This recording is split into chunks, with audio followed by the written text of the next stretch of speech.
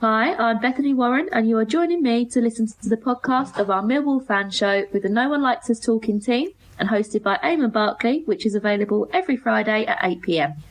Yeah, it's Friday. I'm your host, Eamon Barkley, and I have the No One Likes Us Talking team of Dave Hart, James Kelly, and Stan the Man Godwin. Not everybody likes them, but they don't care.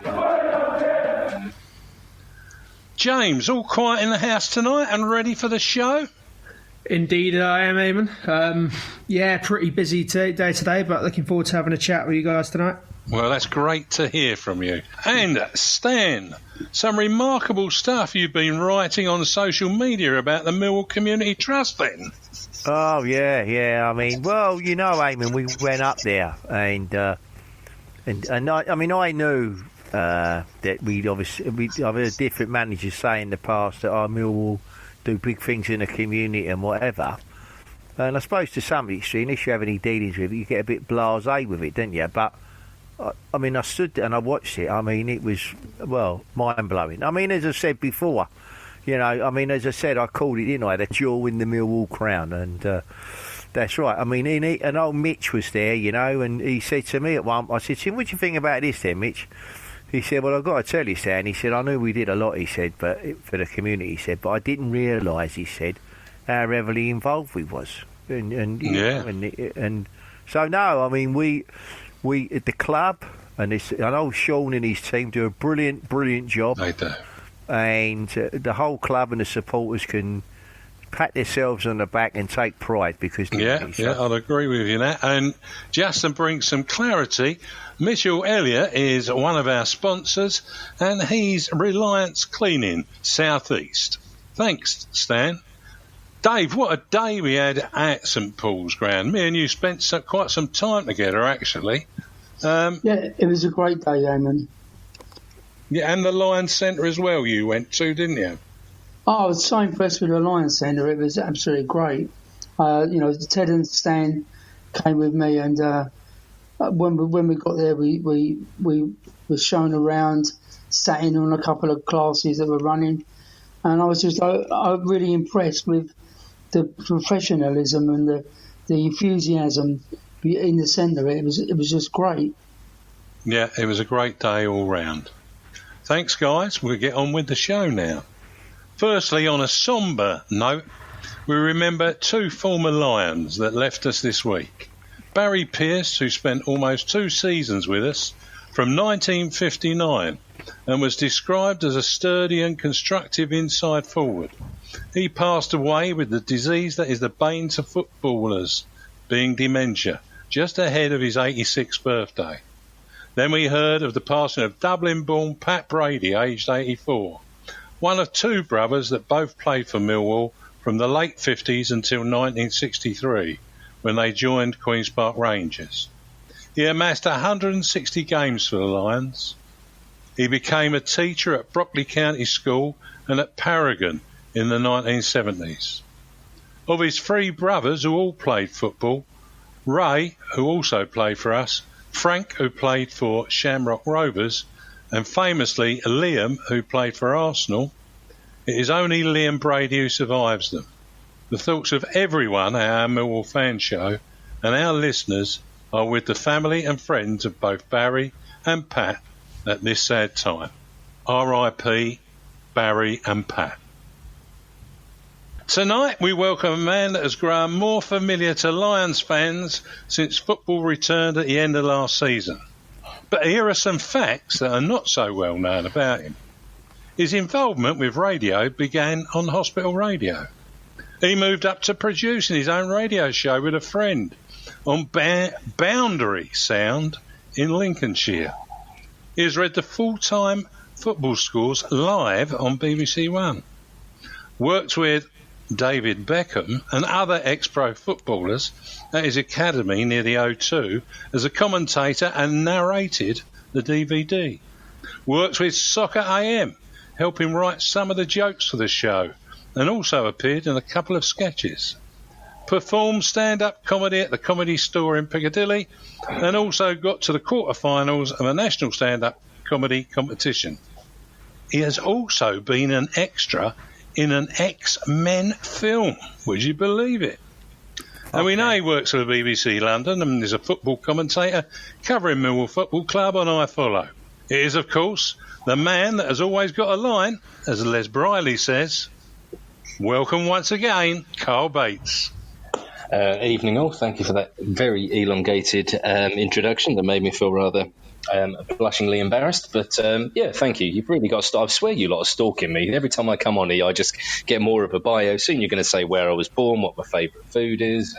Yeah, it's concerning, but it was eye-opening. It was eye-opening, Carl. Eye-opening. Yeah, we reckon it was. It wasn't bad at all. Anyhow, Carl, I won't mention that quiz programme that poor old Jeff Burnage will get too excited about. But tell me, you mentioned on Twitter that Millwall had good cover on every position for the forthcoming season. Do you still think we may need to reinforce in any position in particular? I wouldn't necessarily think. I'd say thinking maybe if Bart picked up a serious injury, that could be a problem. But I mean, obviously, as I'm sure people are more than aware, there's rumours rife that a certain few players from Derby County could be gracing us next season. So the left-hand side, well, to be fair, you look at Murray Wallace, Shane Ferguson. I think they'll have a few things to say. Some people already are writing them off, and right, we've got our new left-sided players coming in. That's it, everything's sorted.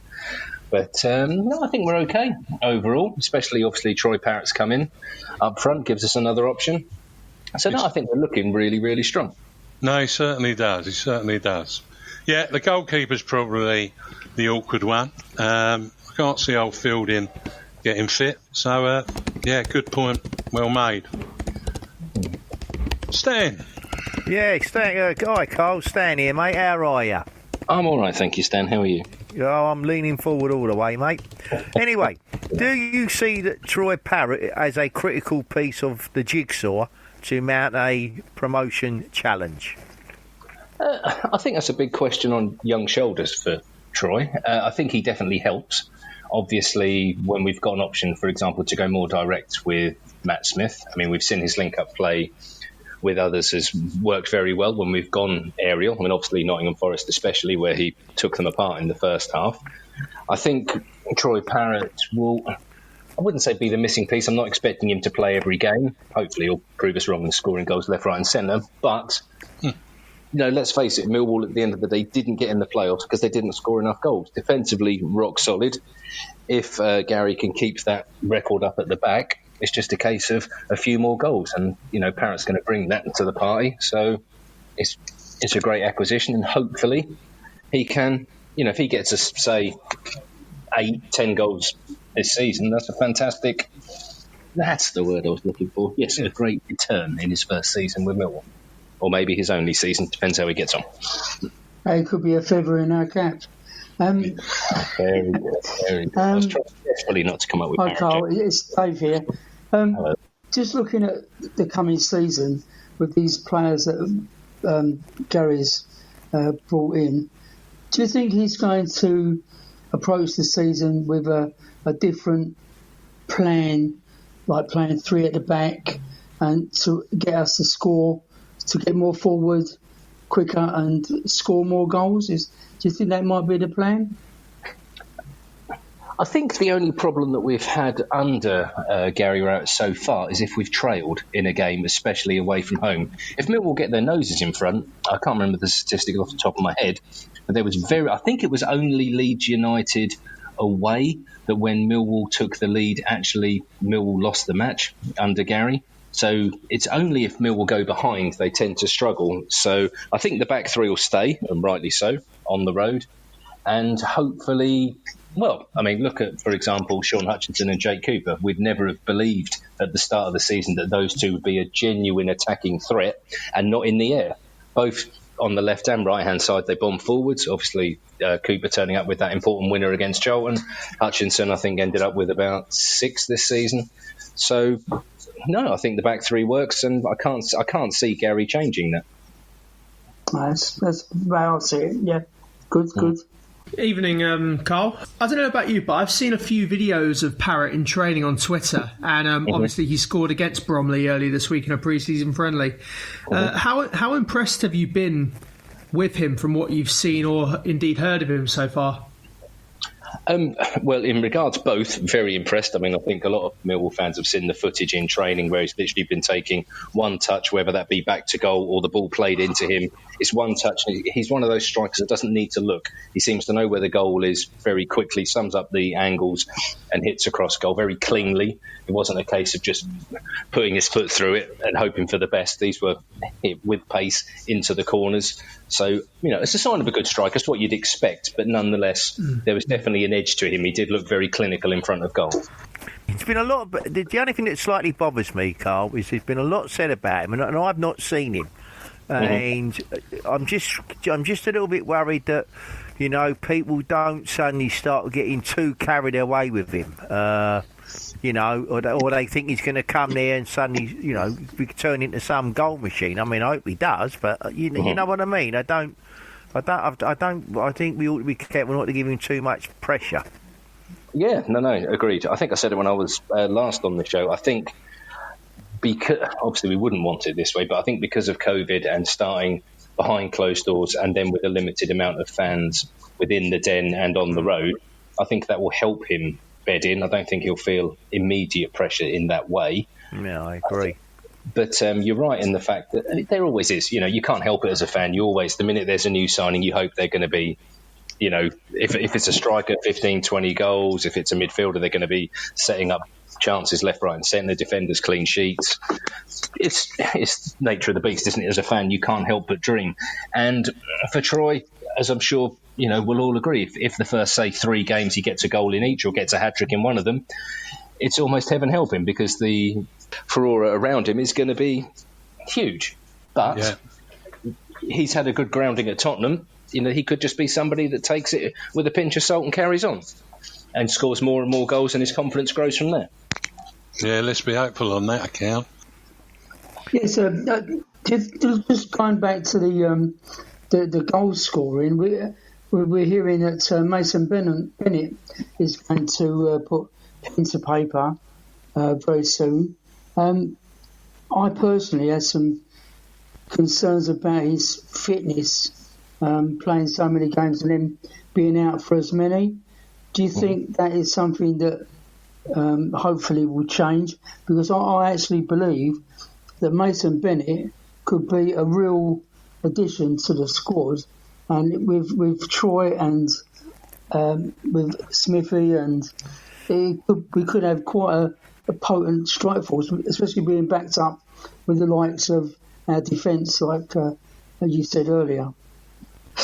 Yeah, definitely. I mean, with Mason Bennett, I think a lot will depend what's actually in the contract itself. I mean, who knows if there's going to be, obviously people have got concerned about his injuries. Maybe there'll be a certain percentage of his salary goes on how many games he plays, so on and so on. But from what we've seen out on the pitch, I mean, you look at I think we all refer to the game at Nottingham Forest, where him and Murray Wallace linked up superbly down that left-hand side to set up 2 goals. And both very good goals as well, especially the first from Matt Smith. And obviously he's chipped in with a couple of goals as well. So keeping him fit, I think we have, if touchwood, etc., the deal gets over the line, I think he's a great addition to the squad. And if he keeps himself fit, but one thing we need to not rule out is Conor Mahoney this season. I think Mahoney, tail end of last season, and again from what we've heard in pre-season and in training, and it's what we've all known since that game. I think when he came on against Luton, scored a really good goal and then set up a goal for Smith to seal the 3-1 win. We all know he's got it in his locker. It's just getting out on the pitch, and if he starts doing that consistently, that's no gimme that he won't be the starting man in the 11. Yeah, that's really good. Yeah. I mean, you mentioned Conor Mahoney, Carl, and I agree with it. The only perhaps it could well be that when he first got in, first come to Millwall, I mean, although he was playing him as a winger, because that's what he was, he didn't seem to be getting a lot of service, I mean, I can remember him in one particular game. He spent most of his time trying to head the ball down to get it under control, because they were the sort of balls that were being played to him. So But I think if he gets the right sort of service, I mean, the ability's there, and as you say, that cross against Luton, and even for Matt Smith, and even the goal he scored, I mean, was outstanding. So I think he's a good player, but he needs the right sort of service. Yeah, he does. And I think if you look at the team itself, the great thing is, let's say, for example, Gary starts with Conor Mahoney and it's not working out. He can bring on Mason Bennett. If that's not working, you've got Shane Ferguson. If you've got obviously Murray Wallace behind him, so if Murray's not playing to his best or picks up a knock, Shane Ferguson can drop in midfield. Now with Willow, looks like he's going to be working in a sort of a 50-50 role between coach and player. Then you've got Woods in there. Then you've got, obviously, on one side, you've got Jed Wallace with Romeo, with that great relationship they've got down that side. There is just strength in depth. The great thing about a side of Gary Rowett's is, let's say, first game of the season against Stoke, apart from Woods, who can't play, could you guarantee, right, this is going to be the starting 11? Not even close. We'd probably get 6, maybe 7 right, but the rest is up for grabs. And that causes so many problems for the opposition when you're not 100% sure on the formation and you sure as hell ain't sure on who's starting. Yeah, Carl, staying on the topic of the upcoming season, we've been installed at 7-1 for promotion with Sky Bet, but that includes 10 sides having lesser odds than us. Do you think promotion is possible, or do you reckon this will be another development season for Gary Rowett? I think if you look at the league table itself, if we're being brutally honest, there's nobody there that Millwall should fear. There's nobody you'd look at the game and think, cool, hope we can scrape a draw out of that. Millwall, at their best, can beat any of the sides in the Championship, as we saw last year. And there's nobody that stands out. Obviously, like, for example, last year, we begrudgingly admit that Leeds United were always going to be there or thereabouts. But other than that, you look at the sides that have come down, Norwich, Watford, there's nothing there to me that's saying they're bouncing straight back up again. And then the teams that have obviously come up, fantastic achievement by the likes of Wycombe Wanderers. But if Millwall keep the right players fit, then I can't see why Millwall can't be challenging playoffs. I do agree with that as it goes. But plenty of other clubs should fear Millwall, not because it's Millwall and the atmosphere and everything that comes along with Millwall as a package, but genuinely on the football pitch. This is a team that can mix it up, but which Millwall don't get enough credit for. They can outplay you as well. The game against Nottingham Forest wasn't a fluke in regards. I know Matt Smith scored the hat-trick, but this wasn't just a case of lumping the ball forwards and Matt Smith was bullying players in the air. You look at the first goal, that was great play down the left-hand side. It was actually a break from inside our own box. That Ferguson didn't just lump the ball forward, he played it inside to Woods. Off we went down the left with Wallace and Bennett, and then Smith attacking the ball in the box. The second one again, to break down the left-hand side. Millwall will outplay you if you give them the chance, and I think that sometimes was forgotten because it was Millwall. And managers are cleverer than, should we say, just the average pundit watching, and they'll have noticed that Millwall are a genuine threat. So I think that will definitely be something that Rowett will have when Millwall travel to clubs. They will be, we need to keep an eye on Millwall. These are no mugs. These aren't just a bunch of thugs that are just going to try and bully us. Don't get me wrong, we still can, but on a good day. Promotion and relegation is always a difficult one, especially at this time of the year before a season starts. And I personally have, picked out the teams that I thought would probably do really well, and I had Millwall myself down to finish 8th or better. Mm-hmm. So, and the clubs to go down is also a lottery. And those youngsters coming in, it will give competition for places, which is a really healthy thing within a club.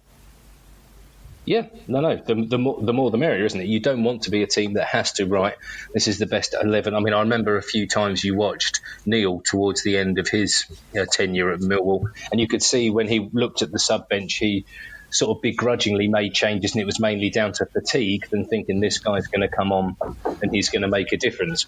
While under Gary, you can look on the bench and you think there's plenty of options to mix it up. I mean, again, just looking at the league table, I know a lot of people are going with Middlesbrough as one of the favourites to go up. I'm not entirely sure where they're getting that from. I personally think they'll finish mid-table at best.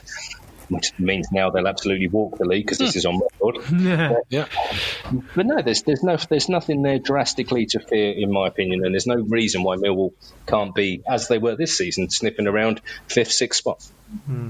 I mean, I think the reason that is, in a lot of cases, Carl, with in terms of Gary Rowett, is that, you know, he works out, then how he's going to set the team up.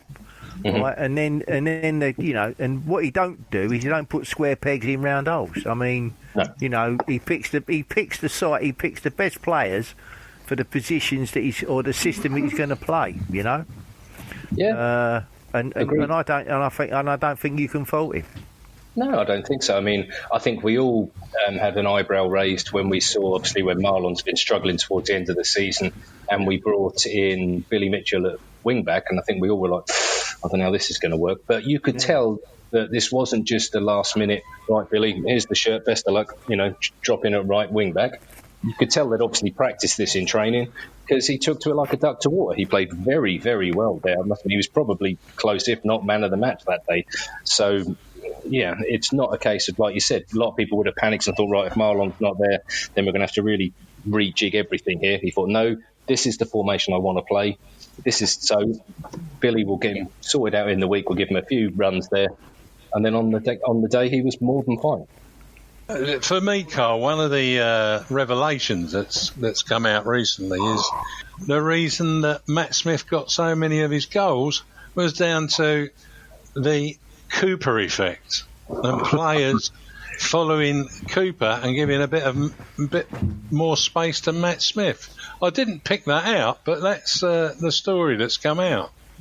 Yeah, well, I mean, obviously that's also why I think Sean Hutchinson scored so many goals this year from set pieces, because if you say, you know, you pick up your tactics book, I should imagine at corners, number one, stop Jake Cooper scoring, and then number two, you work the rest out from there. And I mean, you look at Cooper's goal, you know, the last goal he scored was, of all things, with his right foot from an attacking run down the left-hand side. You know, you couldn't write it, and especially it was against Charlton as well, made it extra special. But yeah, the half the time, actually, Jake Cooper was getting fouled. Quite often you'd see him lying on the ground with two players on top of him appealing to the referee, while the likes of Smith and Hutchinson were causing the damage. I mean, a couple of the goals you think of, for example, Hutchinson at Preston, completely unmarked. Smith, I keep referring to Notts Forest, but it's just an easy one off the top of your head again, unmarked from a yard out because Cooper was getting fouled about 6-7 yards from goal. Because he was in my eye line as I was watching, I saw him get clattered as Smith scored the goal. So yeah, I think it's an obvious tactic, and you can't blame opposition teams for doing so. At the end of the day, Cooper's just over 6'6" and scores a lot of headed goals. It's nice to have that problem. I mean, Smith scored that wonderful header against Charlton again at the far post, and it was a one-on-one. Nobody had.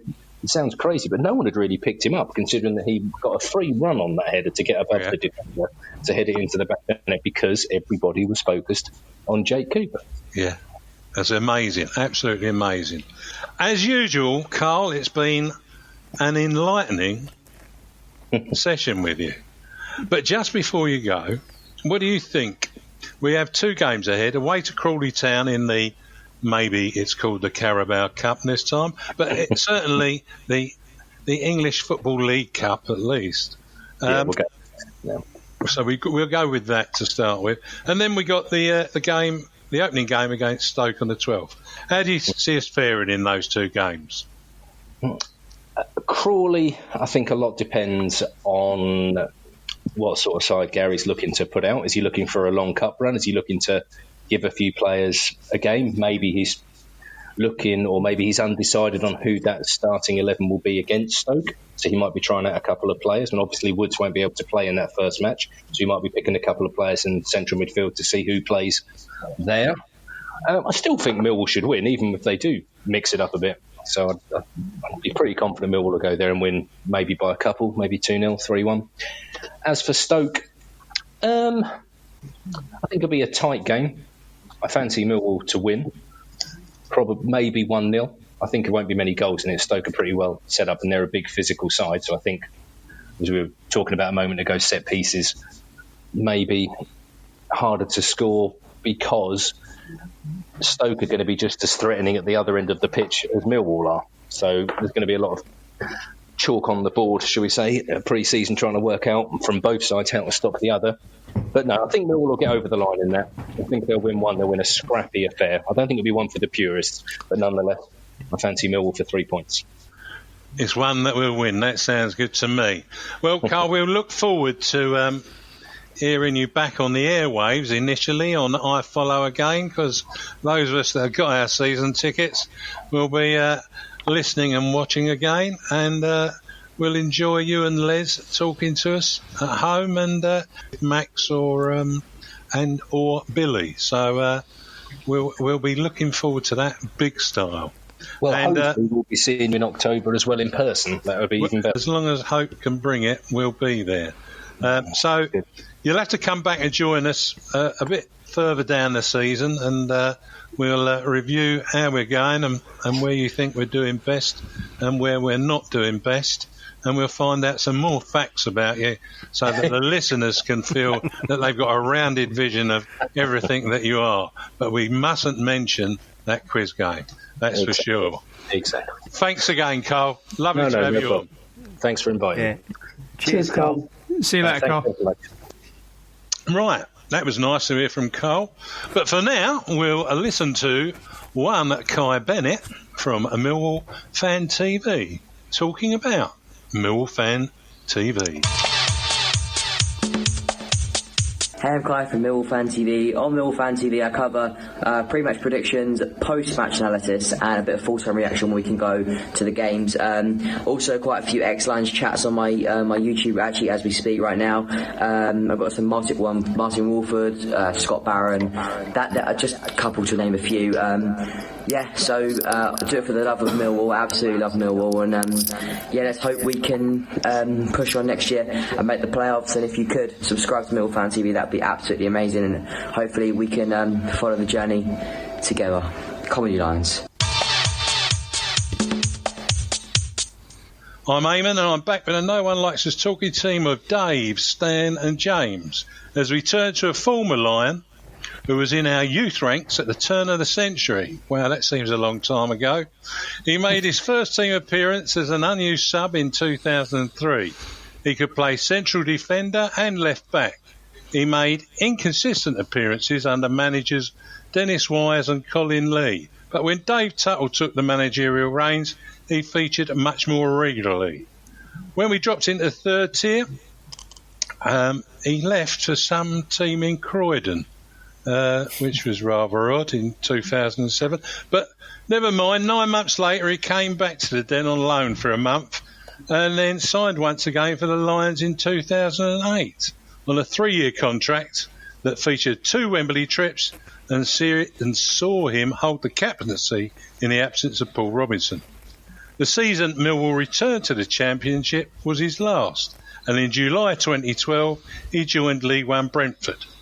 On the 4th of July 2015, he left Brentford and returned to the Den for the 4th time, as Millwall dropped into the 3rd tier again, and he featured in 2 more Wembley appearances for the Lions. But on our return to the Championship, his appearances were few, and he left once again in 2017, after I think it's something like 303. You tell me, Tony, how many appearances was it? I think about 325, something around about that number. 25. Yeah. I've let it out of the bag, and that's the man. He went to Bristol Rovers, and then he joined Crawley Town this season in League Two. Is of course the man who fortune smiles upon with a lion rampant on his shirt. Welcome, Tony Craig. Oh, good evening, Tony. Good evening. Thanks for having me on. We're delighted to have you on. Absolutely delighted. Tony, before we start talking about your career, you were born in Greenwich. You were brought up in Thamesmead. But how, in goodness knows, did you come to be a Millwall supporter? Oh, it's one of them, you know. It's on my mother's side, you know. She was a Millwall fan. My dad's side's an Arsenal fan, and at the time, obviously, go and watch Arsenal or go and watch Millwall. And for me, it was to go and watch Millwall. It was for me dad, it was a lot more cheaper. There was someone else telling us a story that was very similar to that very recently. The Dorney family, Alan Dorney. Unbelievable stuff, but true. Yep. Hi, Tony. Hello, mate. You all right? Yeah, not too bad, thanks. So, as we've heard, 4 times you've signed for the Lions. What was it that kept bringing you back? Oh, it's just a club I could never say no to. You know, it's one of them, once they showed interest that they wanted me back each time, there was only one club I was going to go to. And I was very fortunate that when things wasn't looking good for me at other clubs, that it seemed like I could always come back, you know, and everyone took me back with open arms, and I thoroughly enjoyed my time there every single time I went back. Great stuff. Yeah, Tony. I remember watching you. I think it was the first time I ever saw you play. It was against Coventry when we beat them 2-0. And Gary McAllister was the player manager of Coventry, and you scored the goal. I don't know. That's showing me age now, isn't it? No, that's showing me age now. Yeah, that was a long time ago. Yeah, mind you, we're slightly away from the beginning of the century, so that's not so bad, mate. But let's put it this way: you always used to do the simple thing rather than try and complicate it, and then invariably, as you know, if people try and complicate things, there's always an high risk of them going pear-shaped, but you never do that. No, it's one of them. I'll be honest with you, I know my strengths and I know my weaknesses. My strengths are obviously defending, I suppose tackling, heading, putting my body on the line and putting my face in. You know, when I started professional football, I wasn't a bad-looking kid, but it certainly drained on me through the time, through the kicks and the on me and that. But no, it's one of them where I've just concentrated on my strengths. You know, it's one of them where I suppose technically I'm not the most prettiest, I know that, but it's one of them. I've worked as hard as I possibly could to try and improve that as much as possible. But first and foremost, I knew I could always defend. Yeah, true. You did do that. Yes, Tony. I have to say, mate, I've always admired you as a player, and I thought that your knack of involving a crowd when we had our backs against the wall or when we were pushing forward was absolutely wonderful. The old fist bump was absolutely beautiful. I loved it. And for me, personally, you scored a fantastic goal against Gillingham. I think it was 2010, day before my birthday.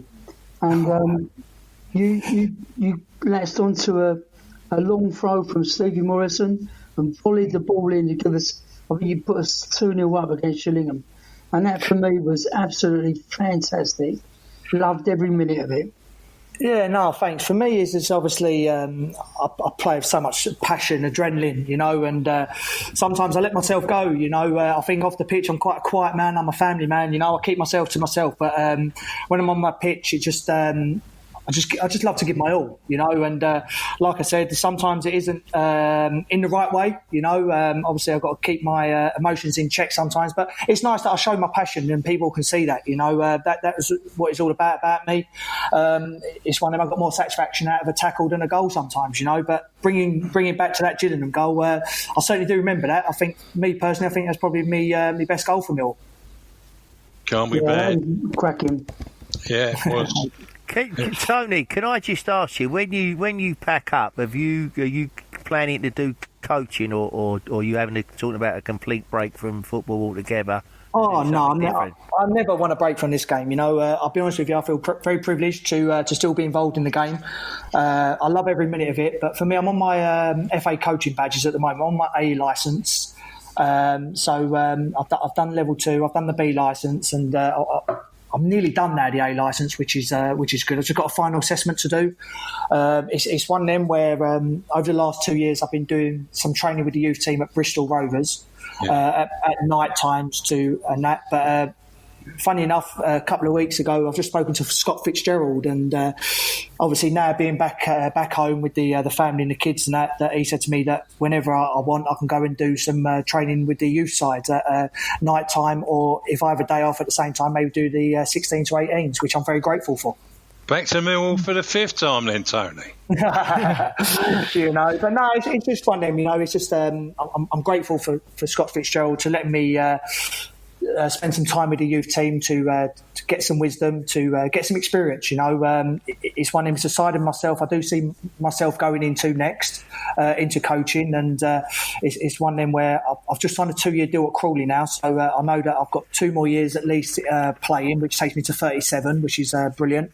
And like I said, for me, I just want to play as long as possible. But if I've got that A licence under my belt, then brilliant, and I can just more or less put that in the drawer. When the time comes to hang up them boots, I can take that and then hopefully see where it takes me. Absolutely. Earlier you said that you'd sometimes celebrate a tackle more than a goal, and one thing that stuck out for me when you said that was the tackle you made against Bury back in 2017 on that unbeaten run, which if you didn't get to and they scored, we would have lost that game 1-0 and we wouldn't have made the playoffs. So looking back on it now, that was pretty big for you, wasn't it? No, I remember that fondly. Like I said, my pace has never been the quickest, and I was quite pleased with your turn of pace there, to be honest. So to get back there and to win it just before his striking convincingly was brilliant, and I think it was just a good time for myself at that moment, and I think you can tell by that I more or less celebrated it. I laugh at it now, but like I said, sometimes you get carried away with the games, and it's one of them. It got a clean sheet, which I pride myself on. Absolutely. I remember watching you in one particular game, and I think it was the playoff final, and I got an idea it was the one where we actually won it when we come back again, and you went off injured. Was it a case of that you done 2 metatarsals and not one? Yeah, I broke my second and third metatarsal. I broke in my foot. That was quite frankly the way to put it. They were snatching off. It's one of them. I've got 2 metal plates on them now, and obviously all pinned in and that. But it's one of them moments where you're at Wembley. That's all you want to do as a kid is to play there. And it's one of them. I remember going to the physio like, I'm fine. He put my boot back on. He squeezed my foot. Well, I've never felt pain like it, And next thing I know, I'm hobbling around Wembley on my crutches. But it's one of them where the doctor said to me, Tone, you can't go up the steps and get the trophy because obviously you're on crutches and be careful of your foot.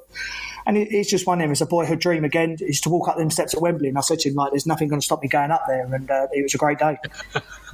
Hey, Tony Craig, the unstoppable. Yeah, I think coming in that. Yeah, definitely. Yeah, Tony, I actually remember that when you were going up the stairs, giving it to some people down below, I believe. I thought that was absolutely fantastic. Were they the away support giving you stick, or was it somebody that actually used to get on your back a bit?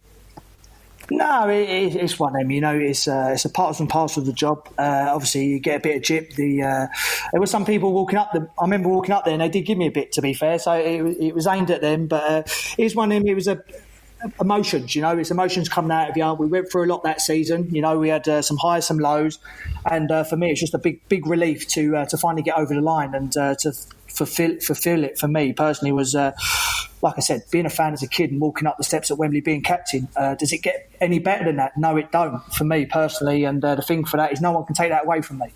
And that's something which will live long in the memory, not only for me, but my family as well, because they've been there for me every step of the way. And it's one of them, it don't just hurt me, it hurts them as well. And for me, it was just a big relief. And for me, that day was a thank you to my family. They've been with me every step of the way, which is brilliant. Fantastic. Yeah, Tony, with all the games that we've played and all the highs, what was your proudest moment playing for Millwall? My proudest moment is obviously the Wembley one. Winning that as captain was something which I've just said earlier. It's a boyhood dream. It's something which gives me goosebumps now. Obviously, speaking about it, it's one which will live with me forever. But the main game for me is I will never forget Elland Road away. In the playoff semi-finals when Jimmy Abdou equalised. It was certainly backs against the wall at that place. It was one of them where the atmosphere was so intense. No one gave us a chance, over them 2 legs. And lucky enough, we won the first one 1-0. And to go up Elland Road with obviously the budget they had was probably quadruple the size of ours at that time, and the players they had and the individuals and that. So it was one of them where no one gave us a chance, and we went up there and we done a good account of ourselves. And it was one of them where it was the first time that I knew I was going to go actually play at Wembley. So it was a good beating them, but in the back of your mind, you're thinking, oh my God, I'm going to be playing at Wembley in a couple of weeks' time. I remember James Henry talking about that only last week. For him, that was the game that he remembers so vividly. The atmosphere was absolutely incredible, and to go up there with that budget, as you said, that we had versus Leeds with millions and millions more, it's been a standout for so many players. But, that was a great evening. It was one which where the celebrations were good in the change room and everything like that. But it just showed the togetherness we had there. We had some good people there, and one which I keep in contact with now as well. Yeah. I mean, I tell you what, you're talking about it. I remember watching that game on the television, and I remember a certain. You didn't go, Stan? No. Oh, no. I remember a certain pundit, Peter Beagrie, right? Yes. And I do wonder. I was listening to him, and I thought to myself, well, what planet's this guy on? I mean, I don't think he thought he was ever going to win any game, do we? I think he was always against us. I think every game we was on, he always went for the opposite side. That's right, but in that particular game, he's sitting there and he's saying, this is even before we kicked the ball. He said, to Millwall, the crowd, their players are going to come out and they'll hear all this noise and they're going to get frightened. And I'm thinking to myself, well, what do you know about football? What do you know about Millwall? I mean, Yeah. He certainly ain't been on the touchline there, has he? That's right, yeah. Tony, obviously one other player that was involved in that game was Neil Harris. What was he like as a teammate, and did you see him as a future manager at the time? Oh, from the start you did. For me personally, he's been absolutely superb. And that's when I was a young kid, like coming through the youth side at Millwall when I was 16, 17. He sort of took me under his wing. It was one of them where he always gave me guidance, advice. Whenever I needed like an opinion on something, he was the person who I could call. He always had that aura about him. For me, he's an absolute legend, obviously, obviously what he'd done for the club and everything like that. So sometimes I was like a giddy little kid around him, like I said, one minute he's your idol, and next you know he's your teammate, and then your mate, and then more importantly, like I said, your manager. So for me, you could see it from the beginning. He always had time for people, and he's one of them, he always put his opinion across. And if he thought someone wasn't doing it right or they was off the pace, he'd be the first to pull them in a polite way or not in a polite way, depending the manner. But no, you could certainly see he had that management credentials in him. And but like I said, he's in the jobs he's done tremendous. He obviously when he took the Millwall job, it was I know he had a few games in the Championship, but it was more of a relegation note then, and he took the club from strength to strength. And like you said, he's moved on now, and he's done a good job at Cardiff as well.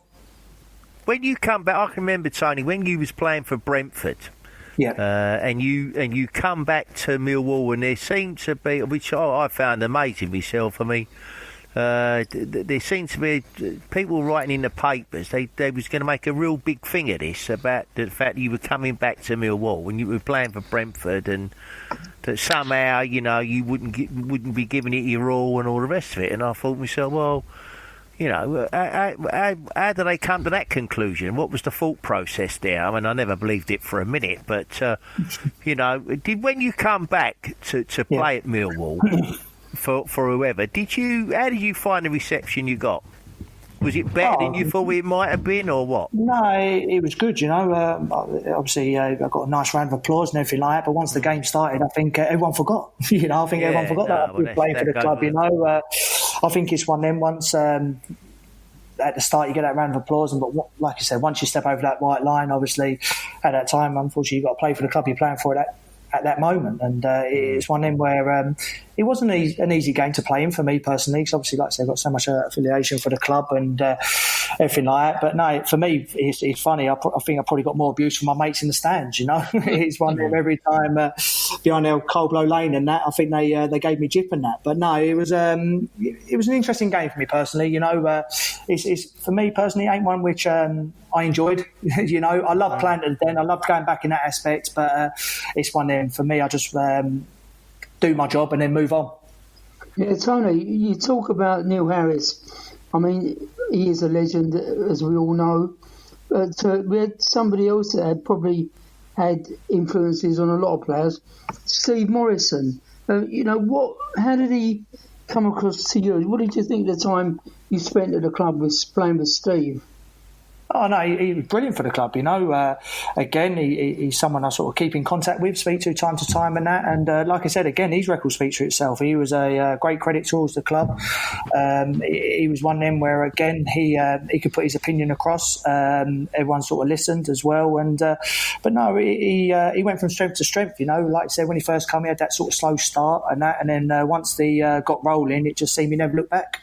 Yeah, a lot of people expected a lot of him at the beginning, and it was a bit of a slow start, but once he started getting into gear, there was no stopping him. Yeah. Wonderful. Dave Livermore joined us, having failed to break into the Arsenal first team. Was he influential in the dressing room, and would you have seen him go on to become Neil's assistant manager, both with us and with Cardiff? Again, obviously, Livermore, very opinionated. He was a winner, a leader. He was another one who liked to tackle. You could see that. He was another one who had time for players.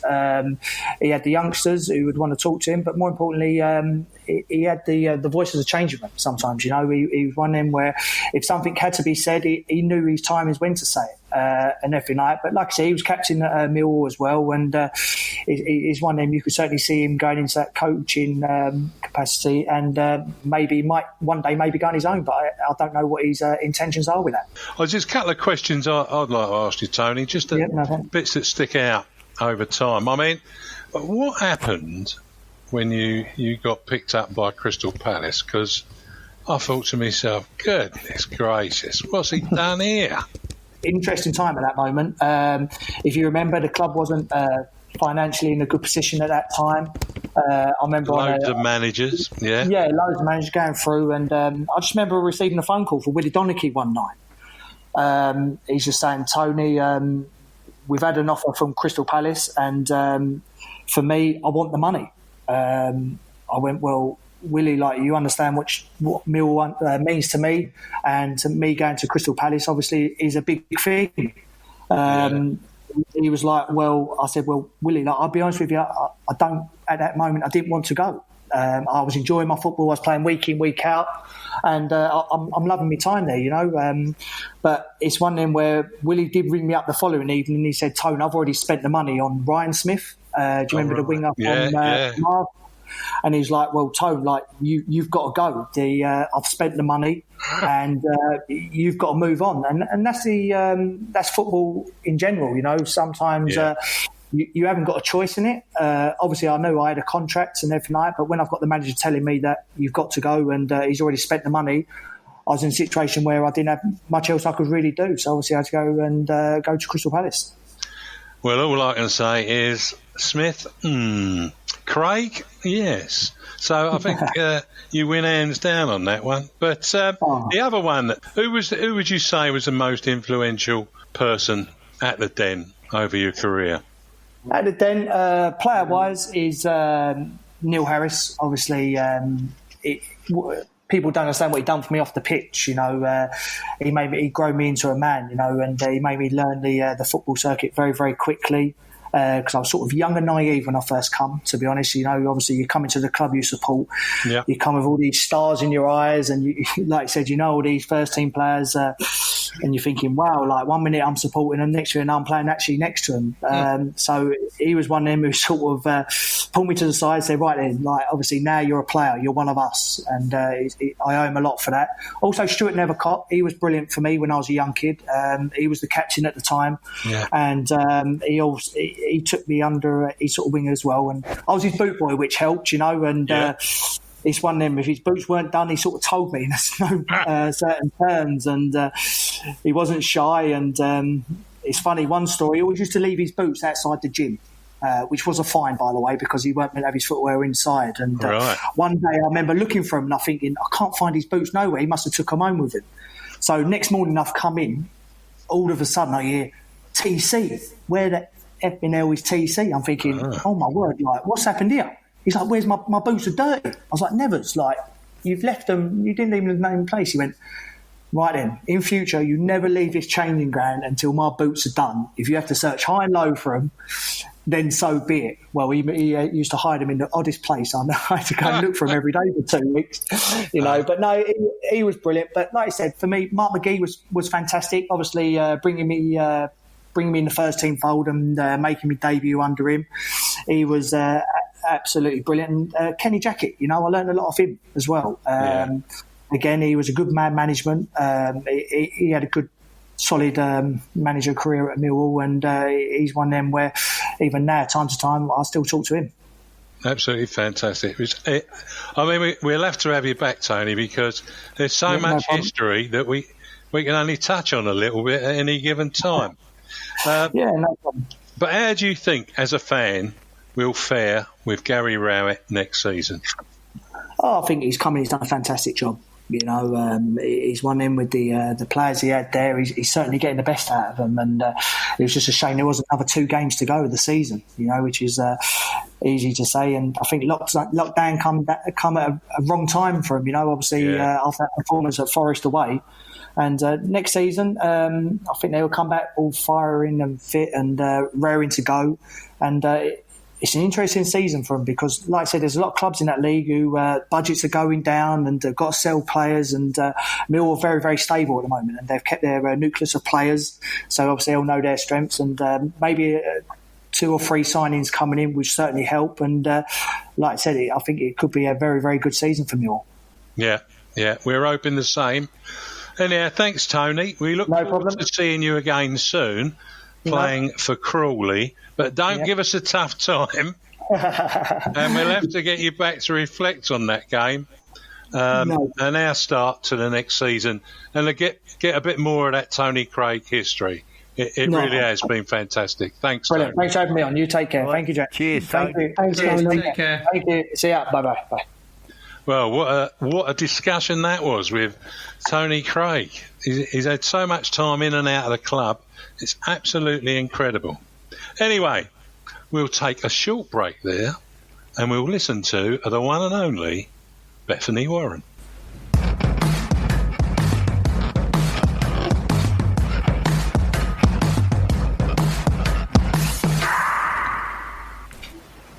Bethany Warren here again. Thanks for listening to our show. Don't forget, Love Sport Radio is now mothballed pending change in current conditions. You can still listen, though, to music both online and on DAB. Podcasts are available on demand. Hopefully, we'll be back on the air with them when normality returns to the marketplace.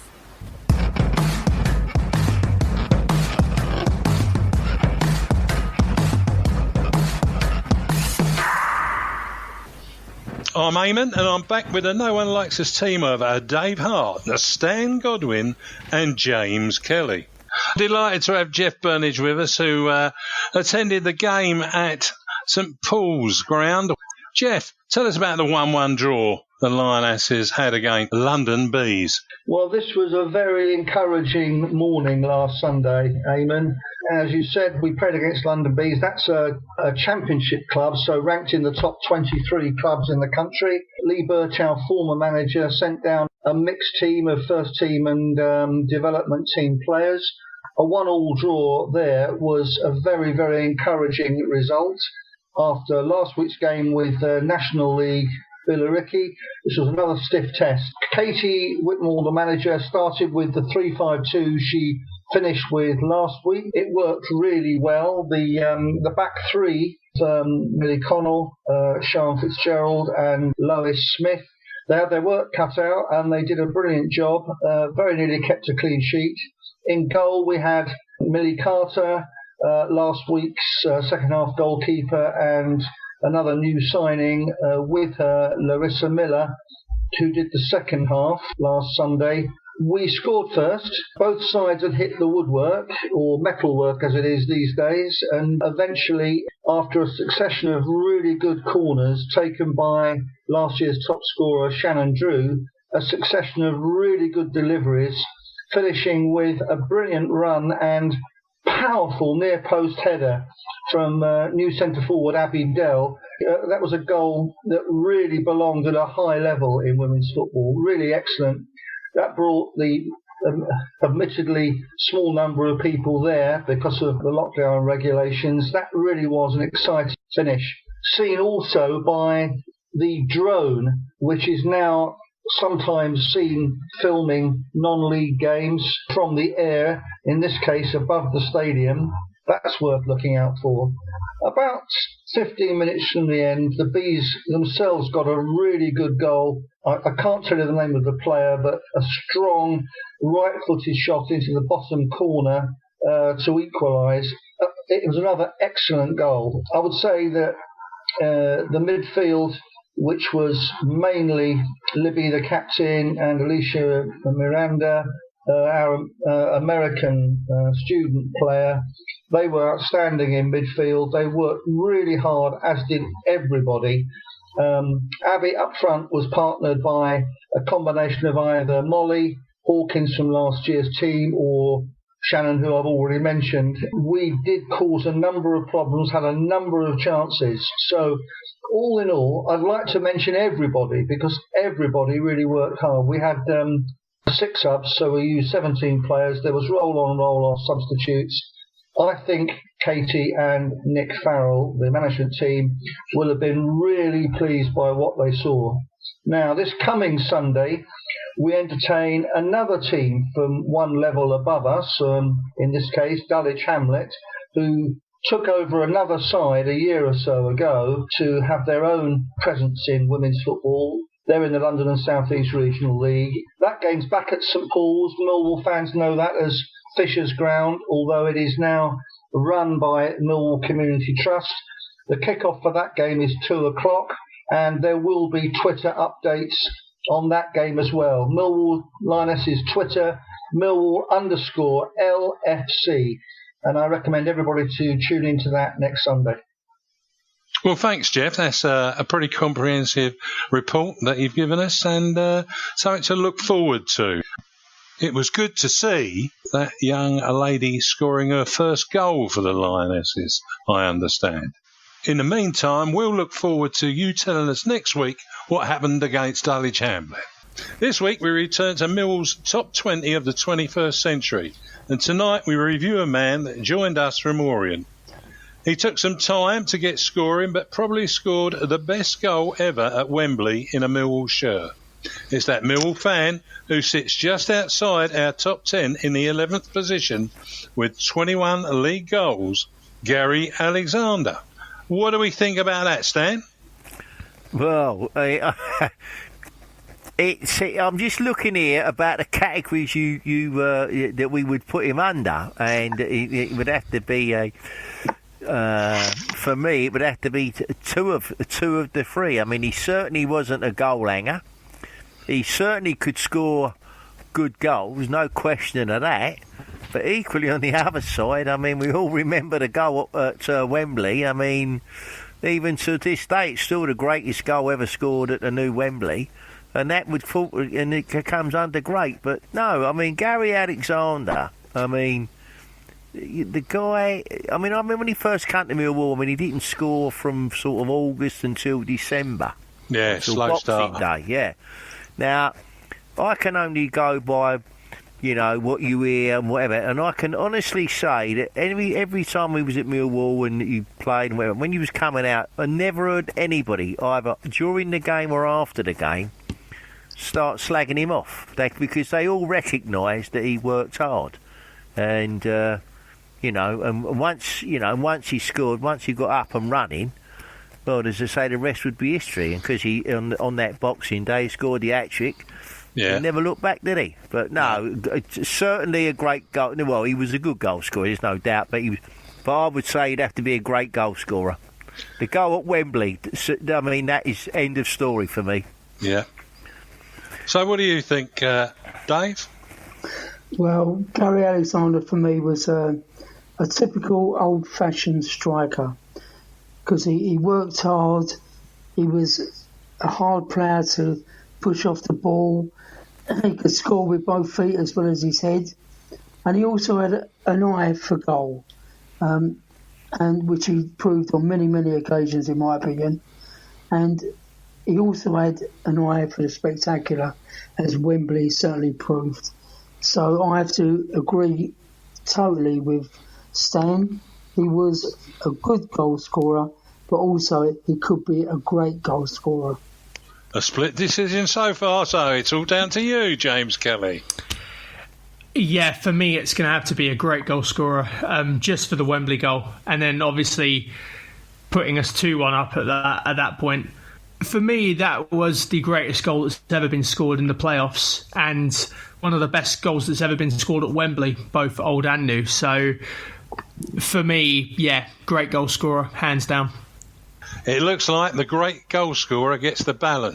Well, that Millwall fan and Millwall player, Gary Alexander, well, you're sitting here in the good books with the team.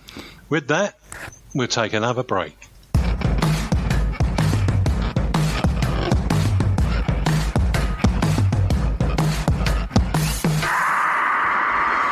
Hi, Patricia Maslin here. The Millwall Community Trust needs volunteer help. Whether you're an organisation with bodies able to assist or an individual, the Trust needs you during the current conditions to support the vulnerable and needy. Current projects include providing 200 children each day with a hot and healthy meal as part of free sports and education camps over the summer, and providing assistance to those that need continuing support at this time.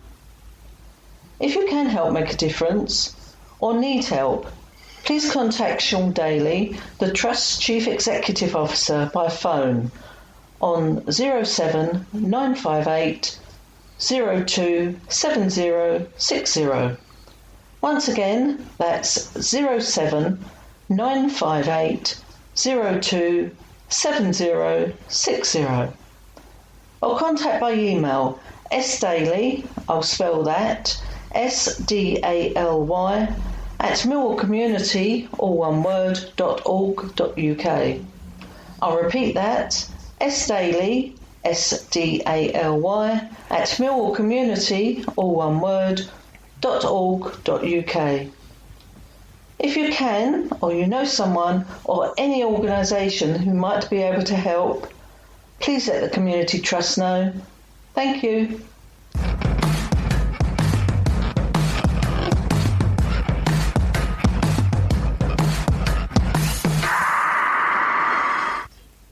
I'm Eamon, and I'm back with a No One Likes Us Talking team up, Dave Hart, Stan Godwin and James Kelly. People continue to lose their lives to this dreadful virus, and many hospitalised too. Our thoughts go out to their families, friends and those that take care of them. James Kelly will be back as host next Friday. Hopefully they will behave impeccably for you, James, and it's good night from me. Here's hoping. We have a new 3-part special focusing on the role of the Millwall Community Trust in the works, and it will be released soon, involving what the Trust is, what it does, and those that benefit from its work. So keep an eye out on our Facebook group, Twitter group, and other Millwall social media sites for updates. And that's good night from me. Player sponsorship for the Lionesses is now available for the forthcoming season. So why not give them some added support? And you can find their details on their website. Just put Millwall Lionesses in your browser and you will find them easy. Now, that's good night from me. Well, lastly, let's not forget to keep it safe on the streets out there, which means social distancing and a face mask where necessary. That's it from me. Thanks, Dave, James, Stan. Until the next time,